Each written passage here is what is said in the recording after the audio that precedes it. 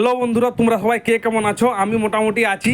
সকালবেলায় চলে আইছি পুরীর জগন্নাথ মন্দিরের রথ আর কিন্তু বেশি দেরি লয়, কাছেই চলে আইলো, মানে টুকু আইলো বলেই চলে। তাহলে চলো জগন্নাথ মন্দিরটা একটু দেখলি। রথের সময় হাত কাঠগুলো পড়ে রয়েছে, এই কাঠগুলো দিয়েই জগন্নাথ দেবের রথ তৈরি হবে, মানে রথের চাকা তৈরি হবে। হাত চাকাগুলো তৈরি হয়েছে, দেখতে পাইছো? গাদা একটা আদ্রা লয় তো, গাদা চাকা তৈরি হয়, মানে বলতে গেলে বেদম হয় আর কি। মানে চারিদিকে চাকা তৈরি হচ্ছে, চারিদিকে গাদা জায়গায় এখানে কতকগুলো তৈরি হচ্ছে, ওখানে কতকগুলো তৈরি হচ্ছে।